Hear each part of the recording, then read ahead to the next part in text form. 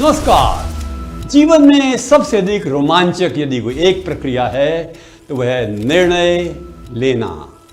और इसीलिए निर्णय लेने की कला पर आज हम आपसे बात करने जा रहे हैं, आर्ट ऑफ मेकिंग डिसीजन।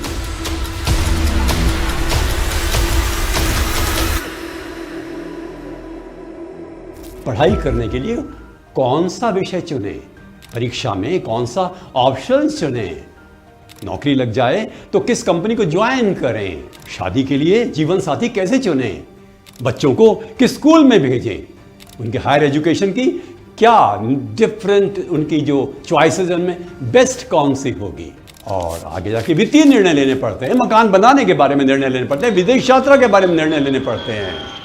कदम कदम पर निर्णय लेना हमारा भाग्य है और हमें बिल्कुल नहीं कतराना चाहिए।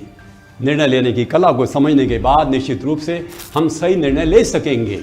देखिए आप, ऑपरेशन सिंदूर की सबसे बड़ी सफलता क्या रही कि जिन लोगों को जिम्मेदारी दी गई थी युद्ध जीतने की, उन्हीं को निर्णय दे दिया गया।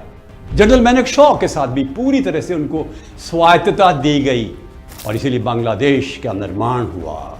मेरा निवेदन यह है कि हम निर्णय प्रक्रिया को समझें। पहली बात तो यह है कि हम एक सूची बनाएं कि कौन कौन सी समस्याएं हैं जिन पर निर्णय लेना है। उनमें से प्राथमिकता के अनुसार जो सबसे महत्वपूर्ण समस्या है उसको टॉप पर रखकर उसको निर्णय के लिए अपने आप चुन लें उसको।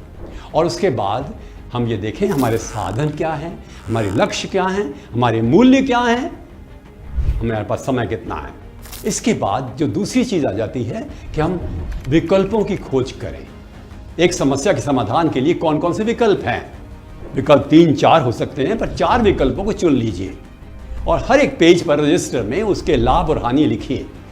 क्या बेनिफिट्स होंगे और क्या नुकसान हो सकता है, क्या साधन चाहिए उसके लिए, कितने व्यक्ति चाहिए, कितना समय चाहिए और क्या क्या रिस्क हो सकती हैं। और ऐसी चॉइसेस करते समय इनमें से हमें ये देखना चाहिए कि बेस्ट कौन सा एक विकल्प है। ये तीसरी एक अवस्था है, मेकिंग ए चॉइस।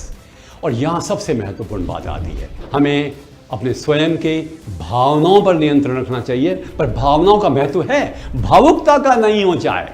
विवेक तथ्यों पर निर्भर करता है, साधनों पर निर्भर करता है, अनुभव पर निर्भर करता है, लक्ष्यों पर निर्भर करता है। परामर्श कीजिए, राय लीजिए, विमर्श लीजिए। और जब एक निर्णय लें तो सोचिए, कुछ नवाचार लाइए ना, out of the box thinking करिए, नवीनता लाइए, लकीर के फकीर मत बनिए। कुछ रिस्क हो सकती है, but maybe they are better ways of making your decision really rational. Warren Buffett कहता है कि जब मैं कोई निर्णय लेता हूं, देखता हूं कि 10-10-10 का सिद्धांत लागू हो रहा है कि नहीं, अगले 10 दिन में क्या असर होगा, अगले 10 महीने में क्या असर होगा, अगले 10 साल में क्या असर होगा।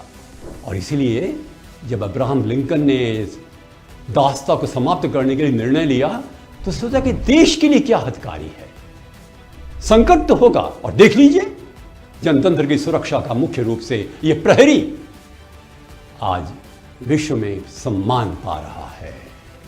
लाल बहादुर शास्त्री ने जब 3 सितंबर 1965 को निर्णय लिया पाकिस्तान पर आक्रमण करने के लिए, सियालकोट और लाहौर पर जिस तरह से आक्रमण हुआ, कितना महत्वपूर्ण निर्णय था। शीघ्र लिया गया, तुरंत लिया गया। और यदि आप पूरी तरह से निर्णय लेते समय विवेकपूर्ण नहीं बनते तो नेपोलियन जैसी हालत होगी। 1812 में नेपोलियन ने 4,20,000 सैनिकों के साथ रूस पर आक्रमण कर दिया। बर्फीला मैदान, स्नोफॉल, और वो आगे बढ़ते गए और रूस ने उनको आगे बढ़ने दिया। और बाद में गुरिल्ला वॉरफेयर से किस तरह से फ्रांस के सैनिक मरते चले गए। 4,10,000 सैनिक मर गए और सिर्फ 10,000 वापस आए। गलती नहीं करनी चाहिए।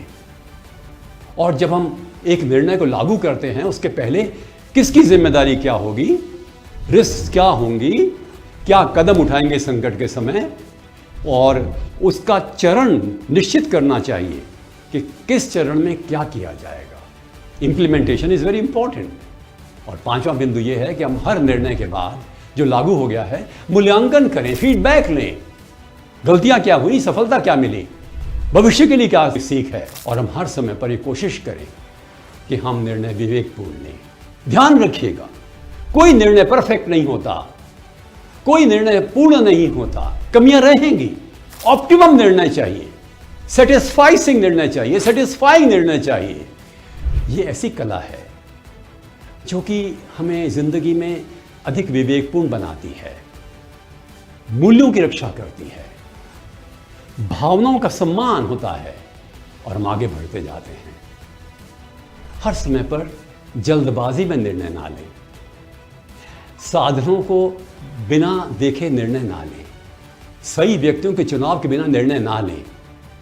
और सबसे बड़ी चीज़ ये है, जिम्मेदारी बांटें, हर व्यक्ति को साथ लें और आगे बढ़ें। नमस्कार।